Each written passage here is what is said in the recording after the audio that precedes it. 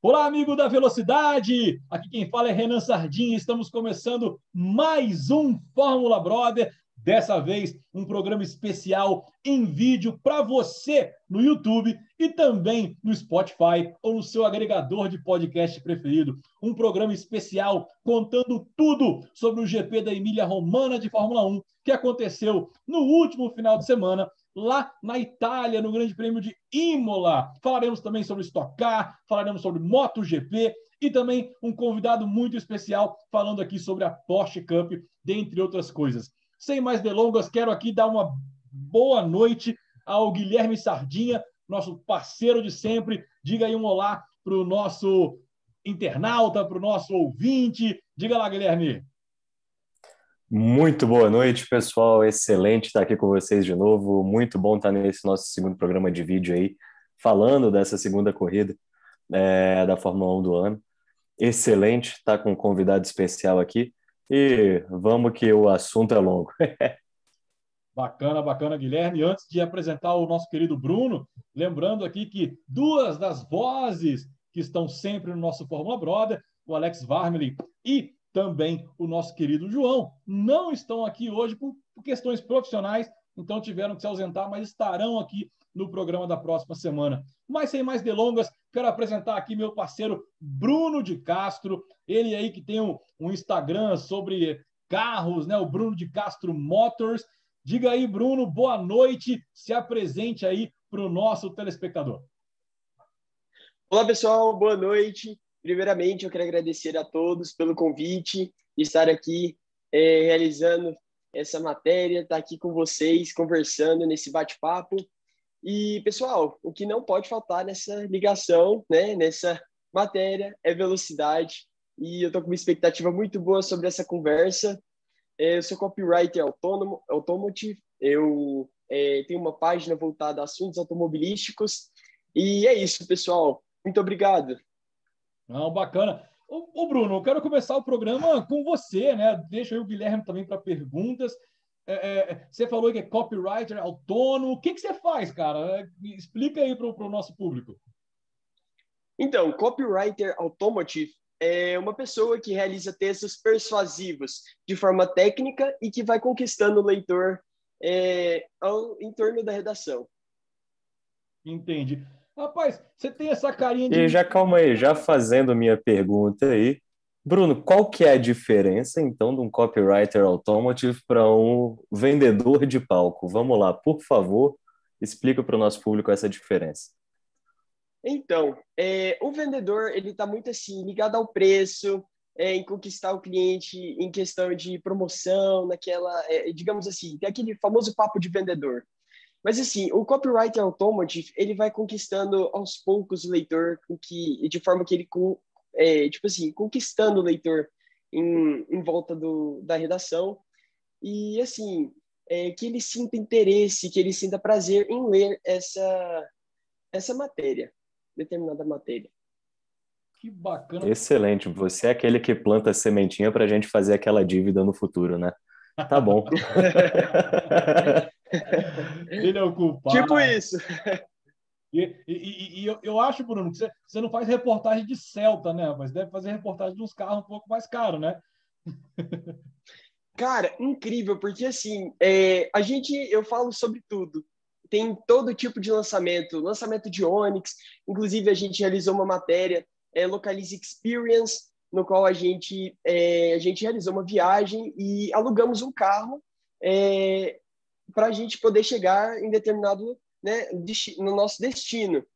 E nessa viagem a gente alugou um Onix Plus e eu contei como é que foi a experiência com o carro, como é que foi a recepção na Localiza. Foi assim, algo bem tranquilo, foi muito bom. Legal, a motorização do carro já, também na estrada. Bacana, Isso. já fez até o merchan da Localiza aqui, né, rapaz? Localiza, vamos lá, né? Patrocinar nós aí. Verdade. Ô, Bruno, você tem essa cara de menino, você tem quantos anos, cara? Então, na verdade, eu vou até lançar aqui uma dúvida aqui para você, deixar aqui no ar. Quantos anos vocês acham que eu tenho? Com essa cara de 12 anos aí, ó. Nossa Senhora. Mas assim, Eu tô feliz de ter mais um Millennial no meu time aí, então eu vou deixar abaixo dos 23.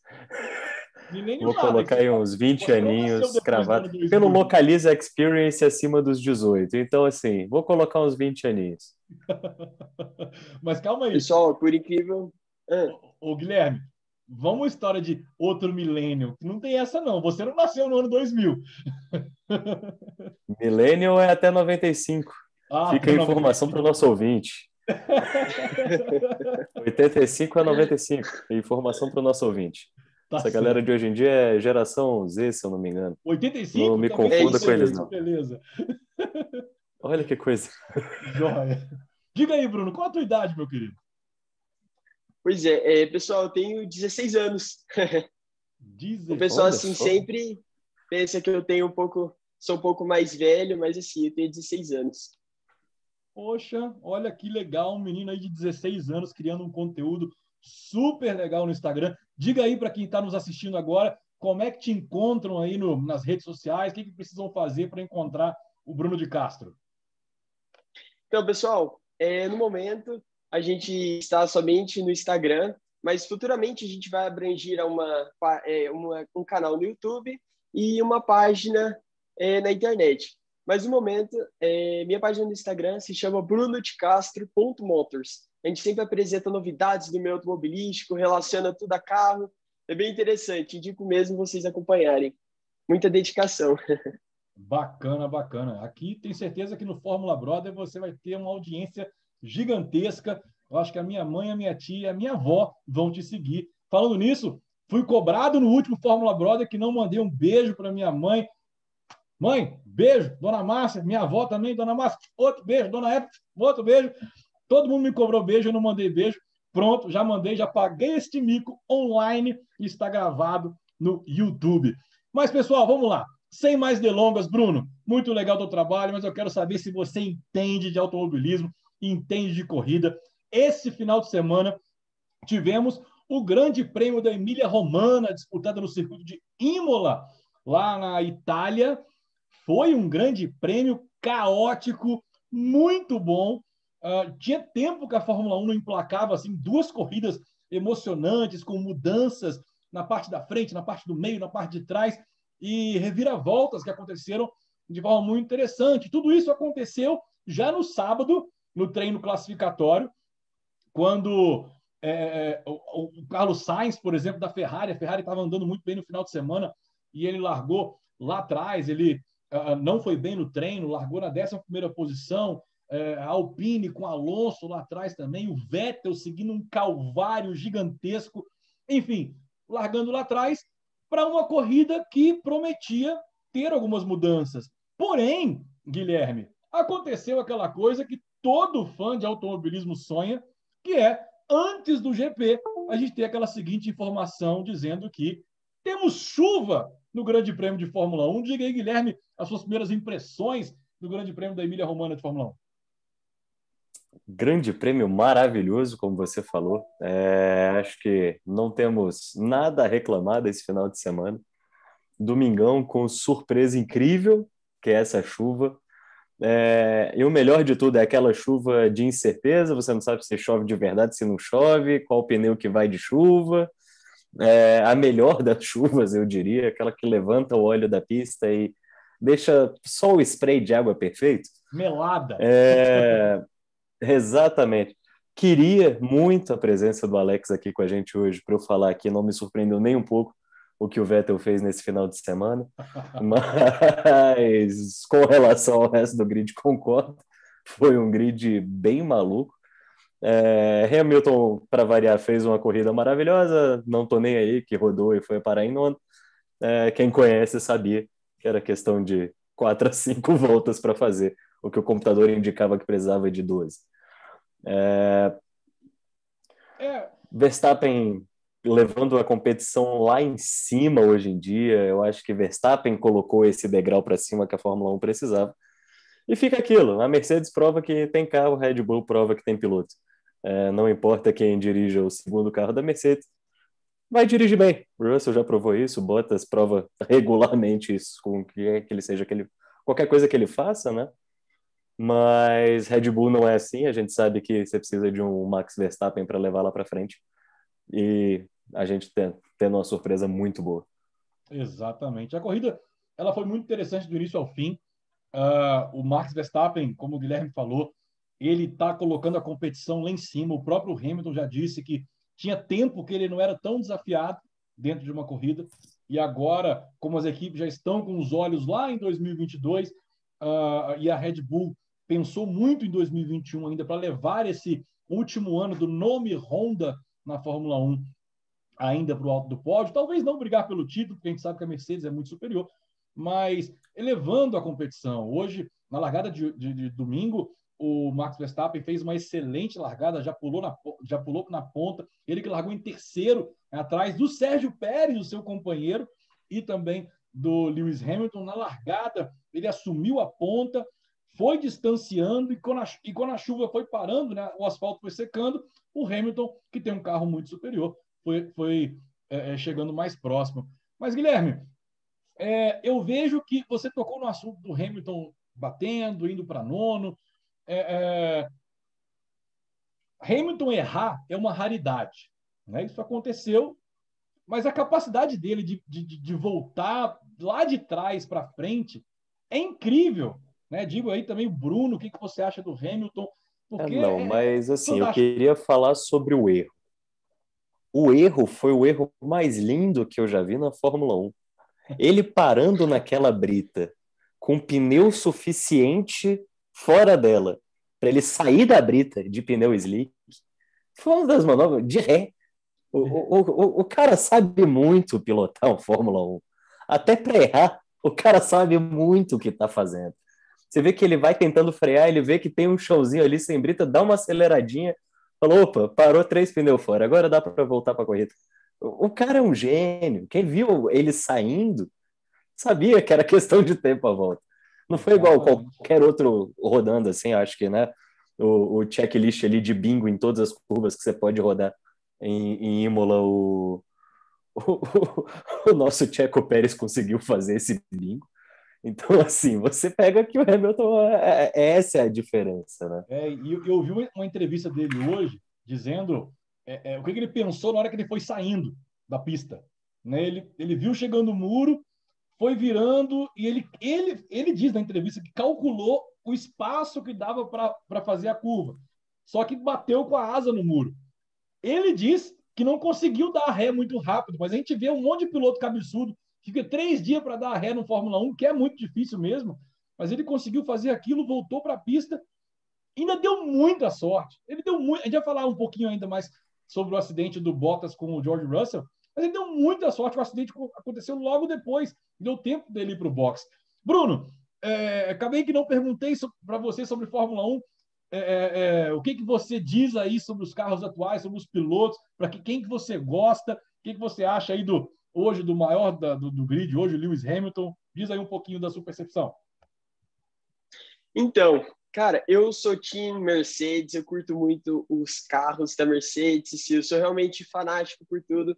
E eu ser fã também do Lewis Hamilton, além de nas redes sociais mesmo, ele teve aquele fato dele se posicionar de acordo com o Black Lives Matter, e ele ganhou muita notoriedade com isso.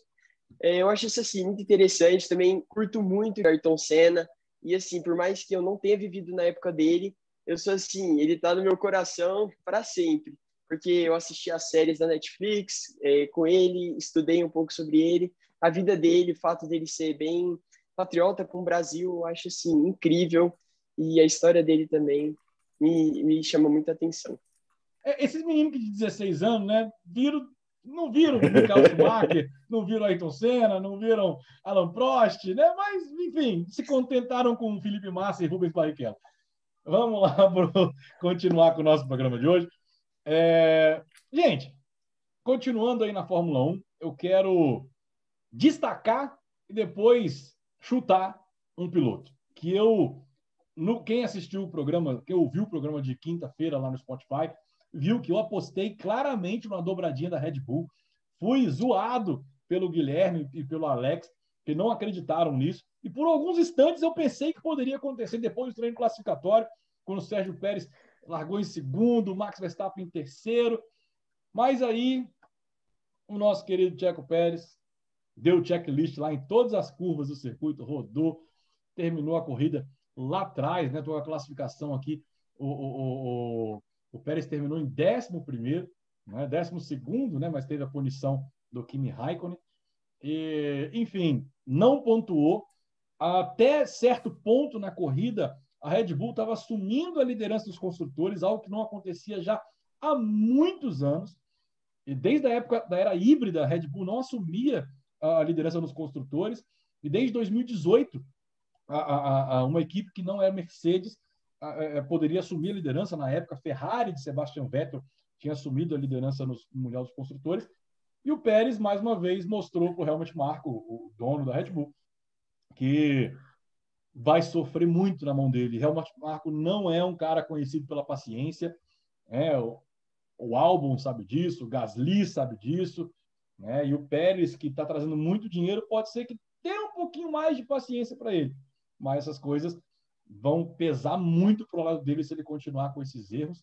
Mas, enfim, a Red Bull venceu. Inclusive, a última vitória do motor Honda em Imola foi em 91 com Ayrton Senna, já há muito tempo atrás, né? Já há vários anos que a Honda não conseguia vencer em Imola. A Honda já venceu algumas outras corridas, com a Red Bull, inclusive, porém, ficou ainda essa questão, né, de alguns circuitos históricos, e foi muito bacana, porque a Red Bull não vai mais correr com o motor Honda, com a marca Honda. Porém, o motor vai ser o mesmo. Eles vão desenvolver, enfim. Vai ser uma temporada muito legal no ano seguinte. Guilherme, Bottas e George Russell. Excelente tópico.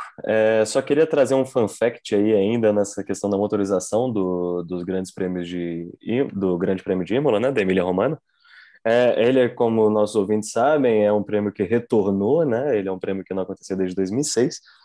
E para a gente ver como as coisas mudam nessa nova etapa do Grande Prêmio de Imola, temos 2020 com o motor Mercedes, agora Honda. E de 2006 a 2002, todos os anos era o motor Ferrari que ganhava o Grande Prêmio de Imola.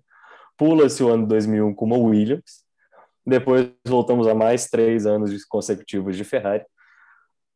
Mais alguns anos de Williams.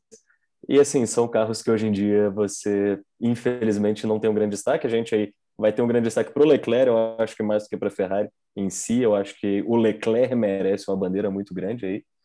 Mas é bem impressionante você ver que de 2006 para 2020, por mais esdrúxulo que seja essa palavra, mas entendam o que eu estou falando, ouvinte, o sucateamento da equipe Ferrari. Mas já não posso chamar uma Ferrari de sucata nunca na vida. A gente vai chegar nesse ponto hoje, mais na parte final. Exatamente. A gente vai chegar na parte final do programa hoje, falando um pouquinho sobre Ferrari. Foi uma surpresa positiva, né? Mas eu acho que essa corrida ela foi desenhada após o acidente de Valtteri Bottas e George Russell. Totalmente. Né? Lembrando e aí, para comentar um pouco do acidente que você pediu, foi um acidente, acho que o melhor acidente que eu vi ultimamente numa corrida. Eu acho que foi uma série de coisas muito boas que envolveram esse acidente. O primeiro, ele aconteceu numa disputa de 10º lugar entre uma Williams e uma Mercedes. E a Williams estava ultrapassando a Mercedes. A Williams estava vindo na tocada rápida.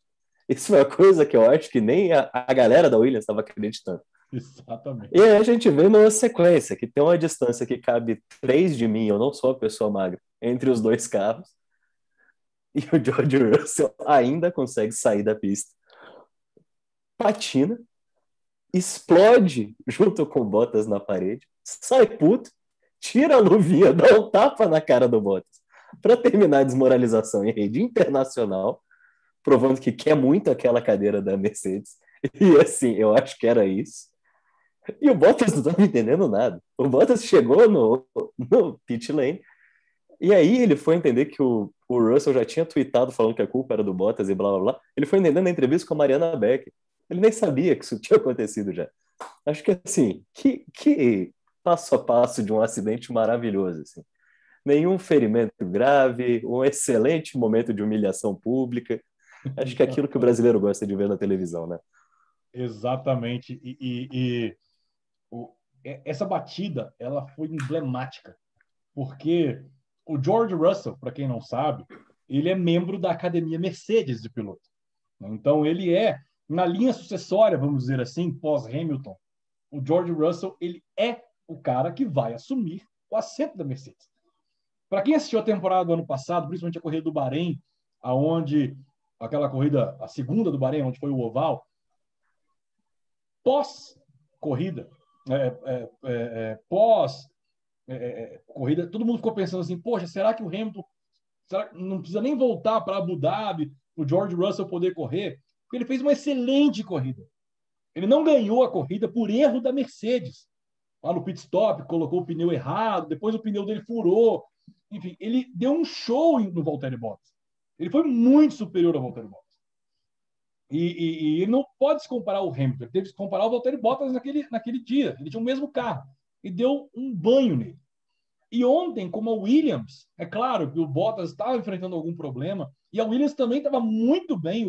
Tanto o Latifi quanto o George Russell fizeram um excelente final de semana. Infelizmente, ambos bateram, o Latifi na primeira volta e o Russell na volta 31, nesse acidente com o Bottas. Mas a Williams ia pontuar pela primeira vez, depois de alguns anos. O Russell ia pontuar pela primeira vez pela Williams, né, porque ele pontuou pela Mercedes. E foi emblemático porque foi justamente contra o Bottas, né? Ele iria passar o Bottas tranquilamente, só que ele deu uma meninada, ele deu uma de juvenil. Tinha espaço, mas estava molhado. Eu gosto muito do Russell. Eu assisti aquele on-board, eu acho que umas 500 vezes em cada carro para tentar inocentar o menino. Mas não consegui. Ele fez besteira. O Bottas ficou reto, deu uma guinadinha para a direita, que não é ilegal, e ele assustou. Foi para a grama, bateu, aí não tem jeito. Né? E bateu, inclusive, na Tamburello. Né? A curva que eles bateram é a Tamburello. Aqui nós lembramos do acidente trágico do Ayrton Senna, é claro que é uma curva completamente diferente, hoje com caixa de brita, com mais segurança, enfim. Mas foi uma pancada, como há muito tempo, fora do Grosjean, no ano passado, como há muito tempo a gente não via. Um pedaço de pista, inclusive deu um pedaço de carro pela pista, inclusive deu uma bandeira vermelha, que aí, na sequência dos fatos, deu a chance do Hamilton não ficar em último. Né? Porque o Hamilton ia ficar em último. Ele estava com a asa quebrada. Ele ia ter que parar no boxe, ir devagarzinho, todos os pilotos rápido, ele ia ficar em último. Mas não. Entrou a bandeira vermelha, ele parou e relargou em nono. E aí, o resto da história, ele chegou em segundo. Mas a história do Bottas e do Russell é justamente essa. O Bottas está muito mais pressionado. Toto Wolff deu uma entrevista hoje falando que o Bottas andou para trás, né? Então, é muito sério quando o seu chefe fala que você piorou, né? Mas também ele deu uma puxada de orelha muito grande no Russell, falando que ele tem muito a aprender ainda na Fórmula 1, que ele não poderia ter tido uma atitude como aquela, que ele iria passar o Bottas na próxima reta, né? Era só esperar, né? Mas não, ele foi afobado, enfim, corrida, isso já aconteceu com grandes pilotos, né? Michael Schumacher já perdeu um título assim, tentando uma passagem louca e saiu, e se eu não me engano, o Verstappen não, o Damon Hill foi campeão. Né? Então, se eu não me engano, Damon Hill, depois eu vou botar no Google, coloco aqui em cima se eu estiver errado. Mas então, pessoal, é isso. Temos aí o Bruno, de 16 anos, e tem o Renan, de 31. Né? O de 16 quer tomar o lugar, o de 31 não quer deixar passar. Né? E aconteceu isso, corrida. Bruno, se é você, meu querido, se é você querendo passar um cara desse na reta, vovô, que você vai ser o próximo piloto, o que você faz? Você passa ou respeita o velho? Cara, eu acho muito interessante esse ponto de vista, porque assim, pode parecer que eu fuja muito eu fuja muito do assunto, mas eu lembro muito do filme do Carros, na Disney, Carros 3. Assim, no filme, chega a nova geração de carros, ele é da geração antiga, e aí tem uma personagem que é da nova geração, e ele dá espaço para a nova geração, entendeu? Porque assim, Sempre você, às vezes, agora você é novo, mas futuramente você será o antigo. E chega o novo, o mercado novo, né? Chega os novos corredores, novos pilotos. E, às vezes, isso realmente tem que acontecer uma hora. Uma hora sempre alguém vai ultrapassá-lo. Exatamente. É a ordem natural Acho das coisas. que Russell se usando do filme aí indicado pelo nosso querido Bruno, parafraseou aí Relâmpago Marquinhos falando tchau. Tchau. Isso mesmo. Só que no caso dele foi cabum, né? Deu direto no muro. É É isso. verdade. Senhores, falamos da parte da frente, né? Lembrando que a corrida teve o Max Verstappen como vencedor, o Lewis Hamilton fazendo uma excelente corrida de recuperação, sendo Hamilton, conseguiu chegar em segundo, né? Passou muito bem. O terceiro colocado, que eu acho que tem que ser a pauta da nossa conversa de hoje, que é o Lando Norris. Lando Norris ia fazer a pole position no sábado, não fez porque ele errou na última curva, perdeu alguns milionésimos de segundo, ia largar em segundo, mas por ele ter colocado a roda depois da linha branca, a volta foi deletada, os comissários foram muito rigorosos com isso na classificação, e ele saiu de segundo para sétimo na classificação. E fez uma excelente corrida e chegou em terceiro. Né? Guilherme, tá pintando aí um novo Lewis Hamilton, que começou pela McLaren, um excelente piloto, um talento indiscutível e pode ser campeão no futuro? Tu é muito louco, né? Desde do último podcast, você tá com as ideias meio engraçadas na cabeça. Deixa eu Dobradinha de mudar, Red assim, Bull, talvez não próximo Lewis Hamilton, Hamilton. Guilherme. Calma aí. Talvez não Lewis Hamilton, mas um novo campeão do mundo. Calma aí. Eu acho que ele dirige muito, definitivamente. Mas você vê pela distância de tempo e a progressão das últimas 4, 5 voltas, que foi sorte, tá terminando o prêmio sem nenhum outro problema, porque senão o Leclerc estava chegando. E é meio estranho o Leclerc com a Ferrari tá chegando. Então, assim, cara, fiquei feliz, acho que pilota muito, longe de mim falar que não, ele tá guiando essa McLaren de uma forma excelente. Mas falta muito arroz com feijão para ele se tornar um campeão do mundo. E eu acho que o caminho para se tornar um Hamilton não é desenhável para alguém dele. Alguém com a idade dele. Eu acho que você precisava realmente ser um Verstappen 2 de começar com 17 anos de idade na sua super carteira. É verdade. Eu digo isso, É Guilherme. isso. Por que eu estou, inclusive, colocando aqui o que o circo da Fórmula 1 está falando? Né? Porque é um cara jovem, de uma categoria, de uma equipe, né? O piloto de uma equipe que está tratando ele como um próximo campeão, como aconteceu com o Hamilton, talvez não com o mesmo talento, porém um menino rápido, um menino arrojado. A McLaren está se mostrando um carro confiável com o motor Mercedes, ainda não um carro de ponta, porém fazendo boas corridas. O Daniel Ricciardo não está conseguindo chegar mais na frente por uma questão de sorte, né? Ele chegou na sexta posição, inclusive teve que ceder uma posição para o Lando Norris durante a corrida, mas eu vejo ele com um carro de ponta um candidato a vitórias, um candidato a título, sim. É claro, tem muito caminho para andar ainda. Eu acho que a Fórmula 1 está tentando criar uma nova estrela, né, para competir com o Verstappen pós-aposentadoria do Hamilton. Sim, eu acho que assim, tem que tentar, beleza, mas eu tenho um certo receio que tanto o Norris quanto o Checo eles estejam dando uma ricardeada ali ou brincando de Neymar, quando eu acho que subiu a cabeça rápido, bateu, pipocou. O Russell tá fazendo isso também agora, e desculpa, tem muita gente que gosta do Ricardo, mas para mim ele, depois da terceira equipe, ele totalmente pipocou, assim. Acho que é isso, tá num carro de ponta agora, mas já pipocado. E infelizmente eu tenho essa impressão com o Norris. Eu acho que quando você der o poder na mão, ele vai cair no chão e ficar. Eu não vejo ele com essa gana que tem ali o Verstappen, Acho que sempre que ele fica na frente é um momento de muita surpresa para ele mesmo. Acho que se você se trata com tanta surpresa em subir em qualquer pódio, você entende também de certas limitações mesmo tendo um carro de ponta. Então, assim, eu acho que até uma preparação ali de uma inteligência emocional falta um pouco para ele poder talvez virar um próximo campeão aí e não pipocar nesse caminho.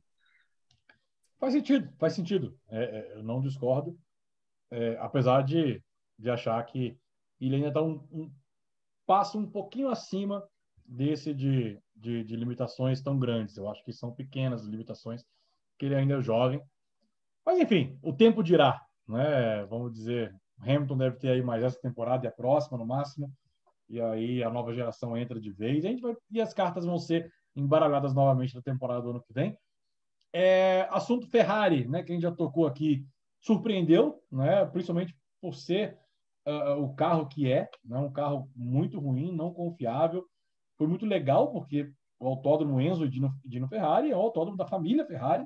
Eles correram literalmente em casa, a sede da Ferrari fica a 40 quilômetros dali, e eles fizeram uma excelente prova. Leclerc chegou a cogitar pódio em algumas horas da corrida, né? O Sainz sempre muito perto, chegou em quinto, né? O Leclerc em quarto, o Sainz em quinto, foram ultrapassados pelo Hamilton no final da corrida, né? O Leclerc poderia até beliscar um terceiro lugar, mas não conseguiram disputar contra Hamilton.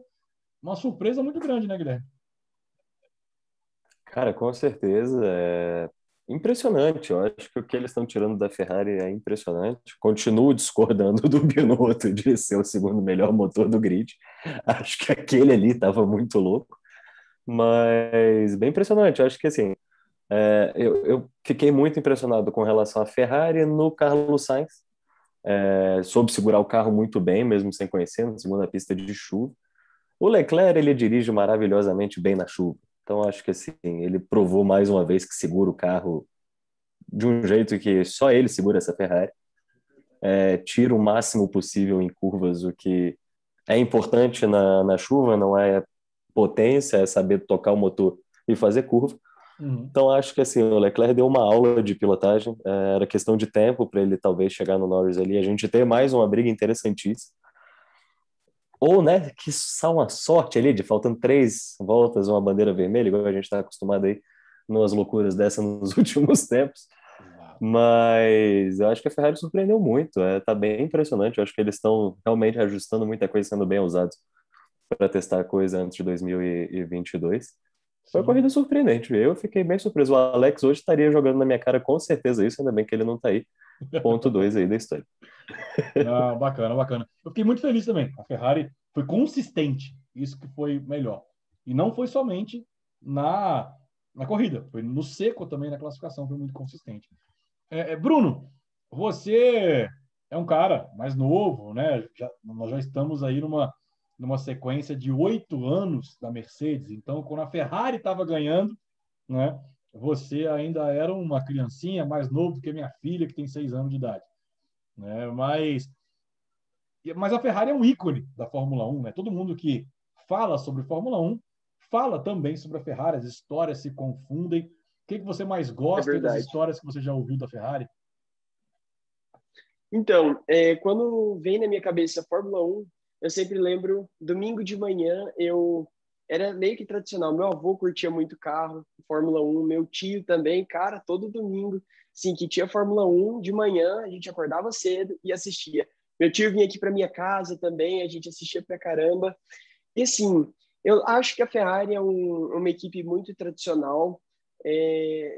Igual você havia falado, quando lembra de Fórmula 1, sim. Quando fala Fórmula 1, vem Ferrari na sua cabeça. E igual o Guilherme tinha falado, falar sobre a Ferrari ser uma sucata, entre aspas. Assim, cara, ela faz parte realmente desse grande prêmio. E para falar isso, talvez até estando em Dubai para poder falar isso. Mas assim, eu curto muito e é isso, essa mensagem que a Ferrari passa para mim. Não, bacana, é isso mesmo. Todas as gerações sabem que a Ferrari se confunde com a história da Fórmula 1. Pois bem, pessoal, eu acho que já falamos aí sobre as equipes, né? Quero chegar agora naquelas notas dos pilotos, ali dos 10 primeiros, e aí falar sobre aqueles destaques positivos e negativos do final do grid. A gente tem alguns, né? E, enfim, pode ser meio polêmico esse assunto de hoje. Mas, como não estamos aqui com nem o João e nem o Alex, e o Bruno, ele está há pouco tempo aí no circuito de Fórmula 1, eu e o Guilherme a gente vai fazer uma dobradinha aqui rápida de pontuação, primeiro, segundo, terceiro e até o 10º, rapidinho, com notas bem objetivas, né? Explicando o primeiro até o terceiro e depois as notas até o 10º. Guilherme, eu quero começar falando sobre Max Verstappen, né? Eu dou nota 10 para o Verstappen, que largou em terceiro. 10. E é unânime. Largou em terceiro, passou o Hamilton, liderou de ponta a ponta. Quando foi pressionado, fez a melhor volta e só não conseguiu liderar o campeonato, porque o Hamilton, no finalzinho, tirou a melhor volta, aquele 1 ponto que ganha. Então, o Hamilton é líder do campeonato por 1 ponto. Mas, unânime, nota 10 para o Verstappen? 10, fácil. Que corrida. Ok. Lewis Hamilton, quero propor um 9,5. Porque ele foi perfeito, ele foi gênio, ele foi lá atrás, mas ele cometeu um errinho que poderia ter custado até a vitória para ele, dependendo de como acontecesse a corrida. Né? Imagina aquele acidente do Bottas antes 10. E ele não ter o problema dele, ele não ter errado. Ele ia para o O cara é boxe, artista, Renan. A vida joga com o Lewis Hamilton. Exato. O cara é artista, a vida joga com ele, é 10 fácil. O erro dele foi o erro mais bonito que eu já vi na Fórmula 1. Não, para com isso, 10, fácil. Eu vou de 9,5 porque ele errou e tinha muitos anos que ele não errava. Então, errou. Quer dizer, muitos anos não, porque ano passado ele entrou no box lá, mas foi um erro da equipe, né? Então, tudo bem. Erro da equipe, não foi dele. Vamos lá. Lando Norris. Para mim, foi o piloto do dia, né? Como a transmissão já colocou, os fãs da Fórmula 1 votaram. Foi o piloto do dia, largou mais atrás, conseguiu chegar em terceiro, fez uma boa corrida. Para mim, nota 9 para Lando Norris. Não é 10 porque não tinha ritmo para vencer e também não ofereceu resistência nenhuma praticamente ao Hamilton, a não ser aquelas 2 voltas que ele fez traçados excelentes. Mas ele não tem carro para isso. Então, eu dou uma nota 9 para Lando Norris. Concordo, acho o 9 um justo. Não gosto muito dele, mas vou fácil no 9 também, sem problema. Isso, 10 era demais para mim, mas um 9 eu achei... Orlando Não, Norris. 9 eu achei justo. 9 justíssimo. Eu daria 10 se ele tivesse segurado o Hamilton na segunda posição e terminado em segundo. Eu daria 10, que o cara ia ser macho, mas não foi. Aí tudo bem. Vamos lá. 4º colocado. Dê sua nota aí, Guilherme. Charles Leclerc. Charles Leclerc, vou colocar meu 10 aí. Corrida excelente. Era cada curva, cada traçado que ele vinha para pegar a posição, que acho que deu uma aula de pilotagem na chuva e em como tirar leite de onça, que é esse carro da Ferrari aí ultimamente. Para mim, Concordo. 10 fácil do Leclerc. Concordo. Soube dominar aquela Ferrari na chuva muito bem, não cometeu erros, apesar de ser jovem também, e também compactuou com o 10. Carlos Sainz, eu já dou uma nota... Eu não deu destaque para o Carlos Sainz. Eu acho que ele foi na onda e eu dou aí uma nota 8,5 para o Sainz. É isso, acho que de quinto para baixo, o de 8,5 tá mais que bom tamanho como limite, eu acho, aí a partir de agora.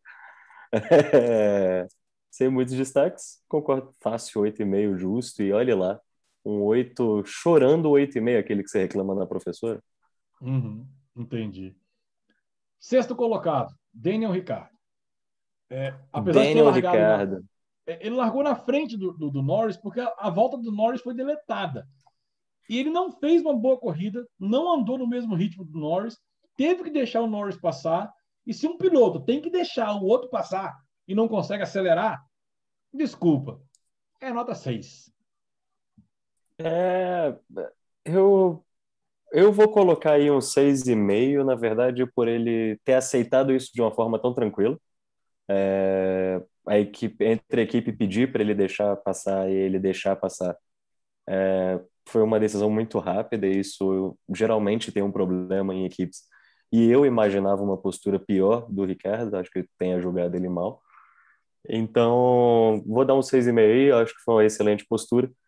E acho que na equipe também tinha tudo para, caso o Norris não conseguisse demonstrar que realmente tinha mais velocidade para lá na frente, devolveria a posição sem problema, contrário do que, infelizmente, já aconteceu na Mercedes há alguns anos atrás. Exatamente. Mas acho justo um 6,5 aí pelo profissionalismo. Acho que foi uma excelente demonstração de como trabalhar em equipe. Bacana, aceito. Bem, sétimo e oitavo nós tivemos uma troca, né? O Stroll chegou em sétimo e o Gasly em oitavo, porém, na relargada da bandeira vermelha, o Stroll passou um carro antes da linha. A comissão de prova, tal, não sei o porquê, não falou aquilo no mesmo momento e puniu ele logo. Depois da prova, ele teve uma penalização aí de 5 segundos. E aí o Gasly terminou em sétimo. O Gasly, que na pista molhada foi horroroso, ele foi lá para trás. Não sei se foi o carro que não estava pronto a pista molhada ou o Gasly, que não é bom para pista molhada, mas foi horroroso, nota 5, né? Só não dou menos porque quando a pista secou, ele foi subindo, subindo, subindo e chegou em sétimo. Né? Então, assim, ele é um bom piloto, mas o que ele mostrou na chuva foi horroroso. E o Stroll, mimimi no rádio o tempo todo falando mal do carro. Esse carro da Aston Martin é muito ruim, muito inferior ao Racing Point do ano passado, e o carro, teoricamente, teria que ser basicamente o mesmo, não foi. Dou o mesmo 5 para o Lance Stroll. Concordo. Gasly, na verdade, me surpreendeu ele mal na chuva. O primeiro pódio dele, ele foi uma corrida de chuva. Ele geralmente anda bem na água. Foi bem surpreendente. Ele era o único piloto, inclusive, que ali no grid, enquanto todos já estavam entrando no carro ainda, estava fazendo teste de reflexo. Então, assim, eu imaginei que ele entrasse no carro um pouco melhor mentalmente do que ele entrou. Alguns erros bem fajutinhos, assim, uma corrida bem mais ou menos, eu concordo num 5 aí, só para passar de ano porque pontuou. E Stroll, para mim foi sorte, desculpa. Concordo. Cinquinho justo. Bem, o nono e o décimo também sofreram uma alteração, né? O nono não, mas o décimo sim, né? O Raikkonen chegou em décimo, porém ele ultrapassou dois pilotos durante a volta de aquecimento, né? A volta de safety car, na verdade. Também não foi punido durante a corrida, mas teve o tempo acrescido em 30 segundos ao final da prova. Então ele caiu lá para 13º. Então o Alonso fez seus primeiros pontos na Fórmula 1 depois de voltar, né? A dupla da Alpine, que no meu ver é a maior decepção do ano em termos de equipe, porque é a Renault do ano passado e a Renault disputou o terceiro lugar e agora está sofrendo para pontuar. Esteban Ocon em nono, com uma corrida super discreta, nenhum problema, uma nota 6,5 para ele. E Alonso, uma nota 5, porque nem no pódio conseguiu chegar e precisou de uma punição do Raikkonen, Guilherme. Exatamente. Vou deixar minha nota 5 para os dois por pontuarem, mas para mim Alonso foi sorte também da questão do Raikkonen. Ocon ficou na frente o prêmio inteiro na frente do Alonso. Consistente, mas carro bem mais ou menos. Alonso impressionante como não vai. Voltamos aí para a história do Carros 3. Acabou, passou, desculpa. Eu acho que ele entra na mesma do Vettel. Eu acho incrível a sabedoria que eles têm. Mas, poxa, eles podiam fazer isso de dentro da equipe para os próximos anos e deixar algum piloto novo estar treinando, né? Bem complicada essa situação do Alonso. A corrida foi bem feinha, assim, arroz com feijão, com arroz empapado e feijão duro. Mas pontuou. O feio é não fazer ponto, então, assim, vai ficar com 5. Bacana. Beleza, chegamos aí ao final das notas, dos 10 primeiros, os pilotos que pontuam. Lembrando que a classificação geral do campeonato, Lewis Hamilton lidera com 44 pontos, seguido de Max Verstappen com 43 e o Lando Norris com 27 na terceira posição. E no Mundial de Construtores, temos aí a Mercedes com 60 pontos, a Red Bull 7 pontos atrás, com 53, McLaren em 41 se consolidando e a Ferrari na quarta posição, uma bonita quarta posição para a Ferrari. Ainda só 2 corridas, são 23 no ano, Sim. mas começou bem, começou mostrando que pode fazer alguma coisa diferente. Bem, aquele momento de destaques positivos ou negativos para os 10 últimos, é um pouco difícil de ter um destaque positivo. E, na verdade, não tem um destaque positivo, se não falar que Nick Schumacher chegou na frente do companheiro mais uma vez, mas não é algo tão difícil de fazer. Não, eu acho que tem um destaque positivo, talvez seja uma palavra forte, mas interessante, que foi um novo recorde aí do Mazepin, né? Ele conseguiu fazer uma pessoa bater numa reta inédita em Imola, é, onde ele arremessou o Latifi, ninguém nunca tinha batido. Olha o que é bem raro em Imola, todo lugar alguém já bateu, exceto naquela reta, onde numa reta ele arremessou uma pessoa para fora porque sim. Então, Segura acho esse que assunto que fica aí um destaque interessante. falando de Mazepin, eu tenho uma pauta específica para ele no programa de hoje. Vai servir, inclusive, para o nosso querido Bruno, que está aqui, 16 anos, se formando como um cidadão. Coisas que não se devem fazer quando você está virando adulto. Preste atenção, Bruno, no que a gente vai falar daqui a pouquinho, daqui a alguns minutos, para você dar a sua opinião também. Mas na questão negativa dos 10 últimos, eu quero só falar do Pérez, né, que terminou em 12º, né, mas quase da punição do Raikkonen foi para 11º, não pontuou, teve que pedir desculpa no rádio publicamente ali para a equipe Red Bull, falando que errou. O rádio dele foi sofrível. Desculpa, eu errei, eu fiz uma corrida horrorosa. Enfim, ele vai ter que provar muita coisa. Sebastian Vettel, que, como o próprio Guilherme disse no nosso grupo do WhatsApp, até um gato gago faz menos mimimi do que Sebastian Vettel. Eu adorei, quase vomitei na hora que eu estava vendo a corrida e vi essa mensagem. De fato, Sebastian Vettel está num calvário que, né, usando uma frase que Alex também usou, Alex Varmin usou no WhatsApp do Fórmula Brother. Amarraram o nome dele na boca do sapo e nada dá certo, nem a corrida ele terminou, o câmbio quebrou, ele teve que se retirar. Enfim, um calvário para o alemão tetracampeão Guilherme Sardinha. É aquilo, né? Tem que aprender a parar quando tá ganhando. Não dá, não dá. Alex, desculpa, ele não vai provar tão cedo. É corrida que vem, é corrida que vem. Eu deixo gravado aqui no programa de dezembro. Eu vou estar falando a mesma coisa, não dá. É isso, ele vai brincar lá e chega na última volta e fala: já que vai terminar mesmo, tive um problema aqui no câmbio. Ó, galera, vou parar o carro. Ah, Sebastian legal. Vettel é uma pena, é tetracampeão mundial pela Red Bull. Enfim, vamos lá, né? Agora chegamos no nosso assunto polêmico. Polêmico não, já é divertido pelos fãs da Fórmula 1, que é o assunto Mazepin. Bruno, preste atenção, Bruno, antes da gente entrar no seu tema, falar de Porsche Cup daqui a pouco, que aí só você vai falar nesse programa, eu quero falar de Nikita Mazepin. Para quem não sabe, pessoal, para quem não acompanha a Fórmula 1, para quem até hoje não viu o Fórmula Brother, nenhum dos programas, Nikita Mazepin, ele é filho de um russo empresário chamado Dmitry Mazepin, cuja fortuna, eu estou aqui aberto aqui na outra tela para poder não errar para vocês, a fortuna é estimada em 7 com B de bola, bilhões de dólares. Ok? Então ele não é uma pessoa da classe média como nós estamos aqui. Ele é um cara muito, mas muito rico.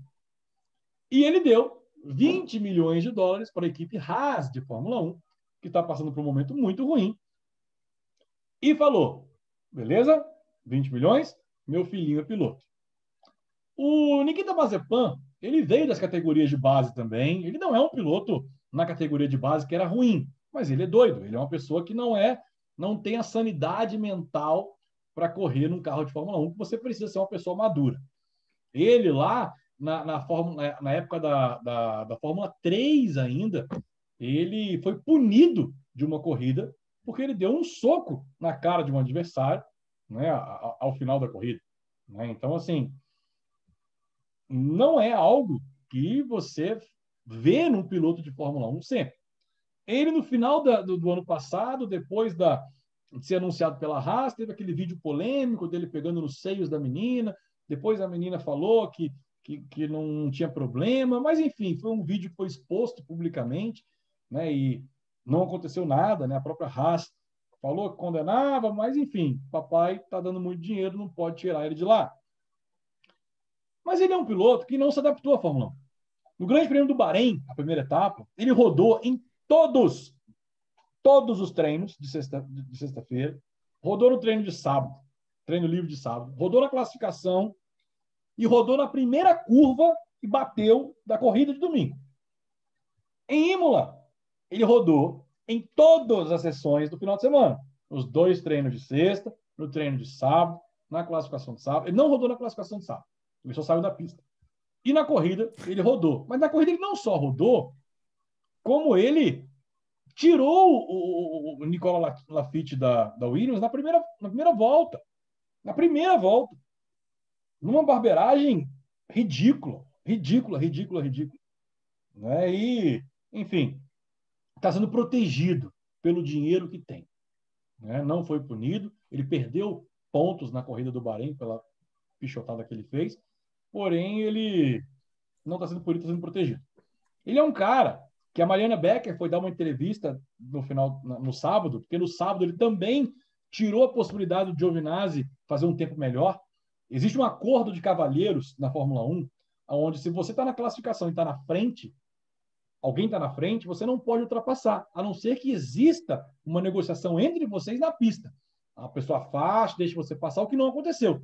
Nikita Mazepin foi ultrapassar o Antônio Giovinazzi, da Alfa Romeo, atrapalhou a volta dele, consequentemente, ficou de fora. E a Mariana Becker foi entrevistar, olha, e aí o que aconteceu? Ele, com todo o deboche do mundo, falou, uai, eu ultrapassei ele. A Mariana Becker tirou o microfone e mandou ele pastar. Né? Mas eu queria ver com vocês, Guilherme, Bruno.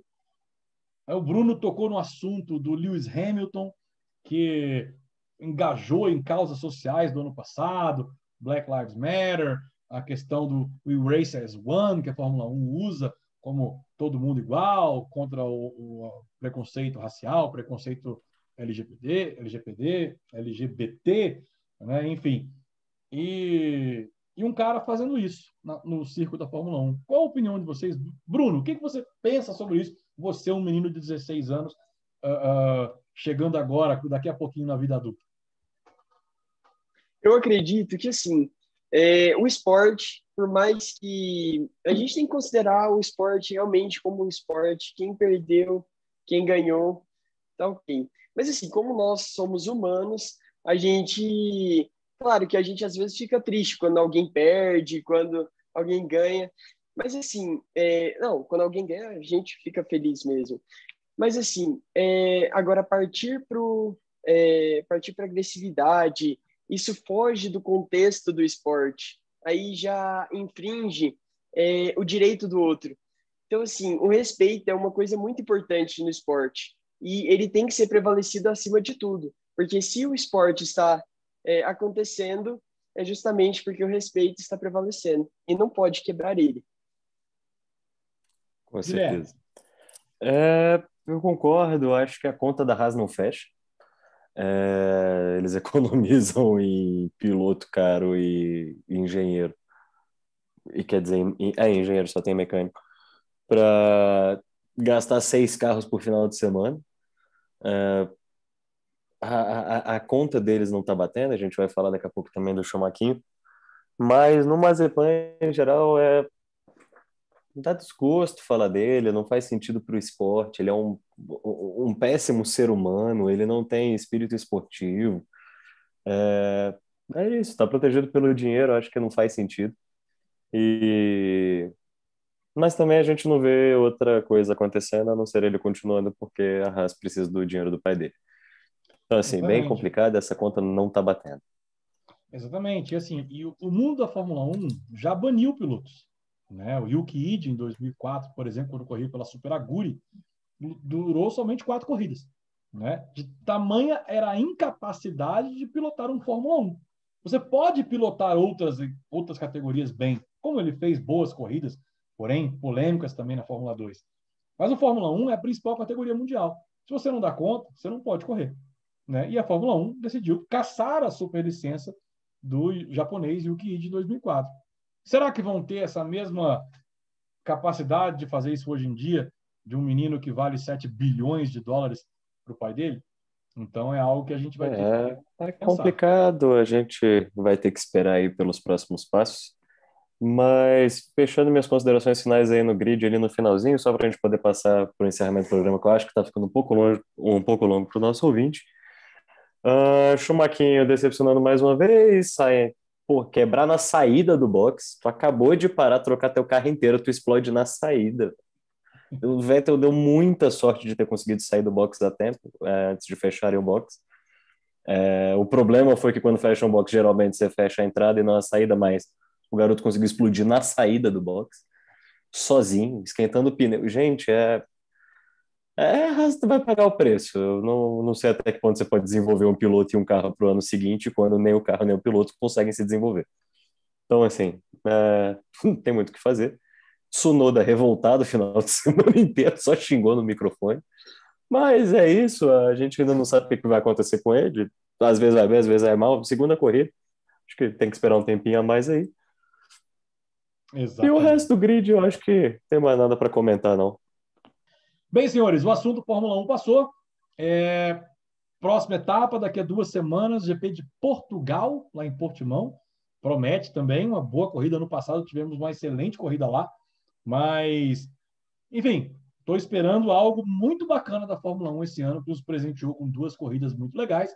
Esse final de semana nós tivemos também a MotoGP, né? O Fábio Quartararo venceu a prova e foi muito interessante porque teve a volta do Marc Marques lá em Portugal, apesar dele estar fora de forma, ter ficado lá atrás, mas assim, vimos mais uma vez Valentino Rossi abandonando uma corrida, né? E o doutor não é mais o mesmo, já poderia ir se aposentar, curtir seus milhões ali na sua casa de campo, lá naquela zona de vinícola da Itália, né? Porque já está ficando difícil assistir a MotoGP com o Valentino Rossi, a nova geração. Chegou mais uma vez, olha só que legal ter o Bruno aqui. Vamos lá no Carros 3 e colocamos a nova geração também na MotoGP, não, Guilherme?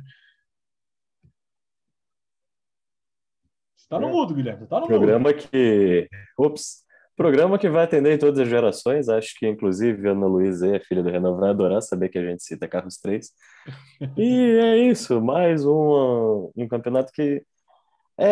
São campeonatos muito tradicionais, você vê. E eles têm isso, do piloto que às vezes não quer deixar aí e ir para outras categorias.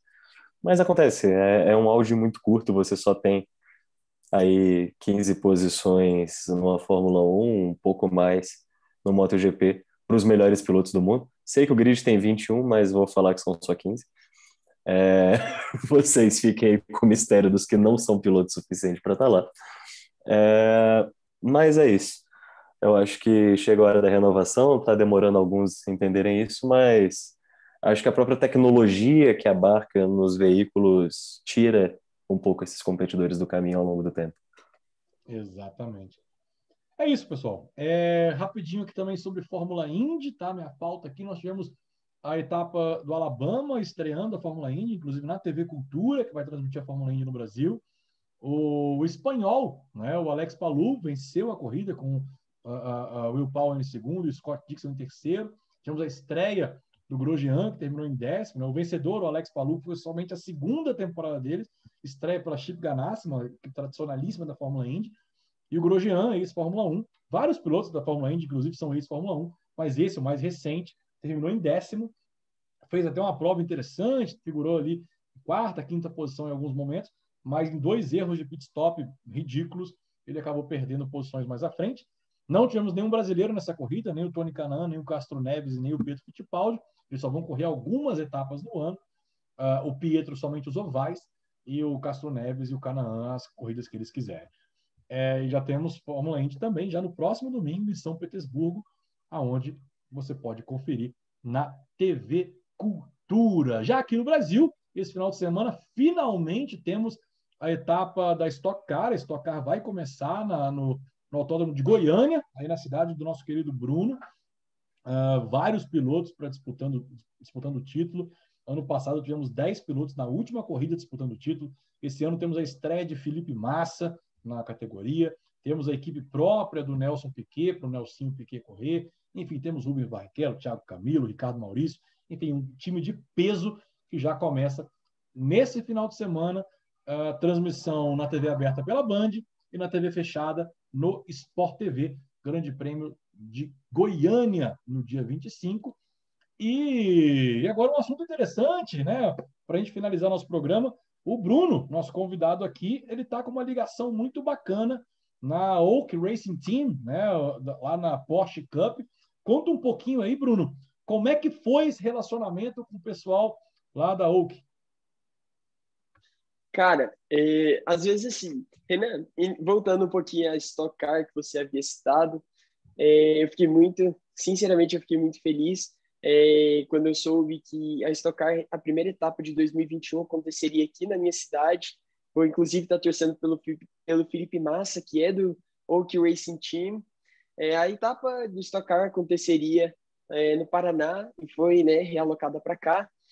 E, assim, com relação ao Oak Racing Team, eles são uma equipe de corrida, uma equipe de corrida do Porsche Cup Brasil. E antes de iniciar e falar sobre o Oak Racing Team, acho importante aos ouvintes entenderem o que é o Porsche Cup. O Porsche Cup é uma corrida que estende a esportividade da Porsche nas ruas para as pistas. E é um campeonato, na verdade, tem 9 etapas, são 2 campeonatos. O Sprint, que são corridas mais curtas, e tem o Carrera Cup, que são corridas mais longas. E as diferenças entre essas duas subdivisões dentro do Porsche Cup é que o Sprint, o GT3 Cup, eles são carros, assim, os pilotos geralmente são iniciantes e os carros são de versões anteriores. Já o Carrera Cup são para pilotos mais experientes e que, além de possuir mais experiência, eles dirigem carros com modelo mais recente. No entanto, o GT3 Cup, no Sprint, no Sprint, eles pilotam o 911 geração primeira, a primeira geração do 911. E na Endurance, eles pilotam o 911 da segunda geração. E, Bruno, eu acho que a pergunta que o nosso ouvinte está fazendo agora e que você tem que responder é essa que o Caio Castro corre? É essa mesma. Ele, inclusive, ele ficou bem famoso, deixou também a Porsche Cup, ganhou uma certa visibilidade, além do Porsche Cup agora ser transmitido na Band, que vai atingir um público muito maior. O Caio Castro, nas redes sociais, o pessoal acompanha muito ele, realmente gerou, assim, uma visibilidade muito boa. E falando sobre o Oak Racing Team, na verdade, o fundador da Oak Racing Team se chama Georgios Frangoulis, e ele também é dono da Oak Berry Açaí. E, assim, ele conseguiu relacionar com a proposta, assim, de corrida e açaí, trazendo essa conexão. Foi muito boa. Assim, você come um açaí... Como é que é o nome dele de novo? Como é que é o nome do George aí? Georgios Frangoulis. Georgios Frangoulis. Você está nos ouvindo, nos assistindo agora, que eu tenho certeza que o seu pupilo Bruno de Castro está te enviando este link para esse vídeo do YouTube. Fórmula Brother. Açaí, muito legal. Guilhermão também gosta de açaí. Patrocínio, um açaí e um caldo de cana, resolveu o problema. Não, nem precisa do caldo de cana. Muito, viu? E se rolar uma voltinha no Porsche, eu nem preciso do açaí. Nossa. Eu tô feliz com açaí, pessoal, galera. Não, inclusive, o pessoal aqui, os ouvintes que estão acompanhando, ele me convidou para eu poder assistir, né, o pessoal, a gente assistir a primeira etapa do Porsche Cup lá em Interlagos, e se puder, a gente vai dar uma voltinha, vai ser uma matéria muito interessante sobre a Oak Racing Team, um time. Eu vou lá filmar. Eu vou te filmar dentro do carro, posso? Claro, que isso. Bacana. Que legal, Bruno, que legal. E eles estão fazendo, a Oak Racing Team está fazendo um bom trabalho na Porsche. Como é que eles estão aí nas corridas? Já venceram. Eu vi lá no seu Instagram que teve uma vitória lá do carro. Como é que aconteceu isso daí? Então, Georgios, o piloto da Oak Racing Team. No Oak Racing Team temos 4 pilotos. O Rafael Câmara, do kart europeu, o Georgios, o Felipe Massa, que está no Stock Car, e o Gaetano de Mauro, no Porsche Cup também. Uhum. Então, Georgios, ele iniciou a corrida no Porsche Cup em 2019, no circuito de Estoril, em Portugal. E, assim, 2020, acredito que foi um ano que marcou muito ele, o desempenho dele foi muito bom, do Gaetano também, porque eles venceram os 500 quilômetros de Interlagos no GT3 Cup. Então, assim, e de acordo com essa vitória, o desempenho dele sendo muito bom, o Georgios, ele conseguiu ir para a categoria Carreira Cup. Ele subiu para piloto mais experiente. Que legal, que legal. Excelente conversa. Mais uma pergunta antes da gente finalizar, Guilherme? Não, disse que é legal, não sabia não. Muito bom. Muito legal mesmo. Então, Oak Racing Team, do pessoal lá da Oakberry Açaí. Açaí delicioso, por sinal. Mas é isso. Bruno, muito obrigado pela sua participação no Fórmula Brother de hoje. Foi um momento diferente, né? Com um menino de 16 anos que tem tanto conteúdo aí sobre o mercado automobilístico, que tem uma escrita muito legal. Já vi lá, estava vendo alguns posts aqui dele lá no Instagram. Bruno de Castro Motors, lá no Instagram, só procurar ele. Tem um conteúdo muito legal, anunciantes aí que queiram contratar o nosso querido Bruno, de primeira. E obrigado, Bruno. Seja bem-vindo e as portas estão abertas aqui, as conexões estão abertas para que você possa participar mais uma vez do Fórmula Brother. Não, muito obrigado, pessoal. Agradecer ao Renan, agradecer ao Guilherme também por esse bate-papo. Eu pude, assim, observar a visão de vocês sobre a Fórmula 1, também achei isso incrível. E agora é continuar assistindo a Fórmula 1 e acompanhando mesmo. Então, Guilherme, chegamos ao fim de mais um Fórmula Brother. Dê aí o seu alô final para o nosso ouvinte, também para o nosso internauta aqui no YouTube. Bom, galera, muito bom conversar com vocês hoje, de verdade. Bruno, foi um prazerzaço te conhecer. Muito obrigado por ter aceitado o convite de estar aqui com a gente. Portas sempre abertas aí para você voltar quando quiser. Renan, foi uma excelente transmissão, como sempre. Então, aos nossos ouvintes, por favor, nos procurem nas plataformas de podcast. Toda quinta-feira tem um episódio novo do Fórmula Brother. E, finalmente, aí um episódio com vídeo para eu falar. Clica no sininho aqui embaixo, se inscreve para ficar ligado no nosso próximo vídeo. Valeu! Gente, vocês não têm ideia de como que o Guilherme queria falar essa frase. Clique no sininho, se inscreva no canal, dê o seu like, compartilhe. Eu falo a mesma coisa, mas ele chega e ficou vermelho de emoção. Mas é isso, meus queridos. O Fórmula Brother está chegando ao fim, nesse programa especial, um pouco mais longo. Lembrando que sempre quando tiver etapa de Fórmula 1, teremos um programa na semana depois da corrida, possivelmente nas terças-feiras. Estamos ajustando algumas datas, principalmente de gravação, mas na semana temos um programa de vídeo no YouTube e toda semana que não tiver a corrida de Fórmula 1, na quinta-feira temos o nosso programa mais curto, de 20 minutos, no podcast que você preferir, no Spotify, no Apple Spotify, no Google Podcast, enfim, o que você quiser, o Fórmula Brother estará lá. Você pode fazer suas perguntas, pode compartilhar, pode comentar, curtir, enfim, a gente quer que a gente tenha sempre o melhor conteúdo para você. Nos vemos na semana que vem, na quinta-feira, no Spotify, e já na outra semana temos o Grande Prêmio de Portimão, em Portugal. Um forte abraço para você, fiquem com Deus e curtam aí o Fórmula Brother. Um abraço!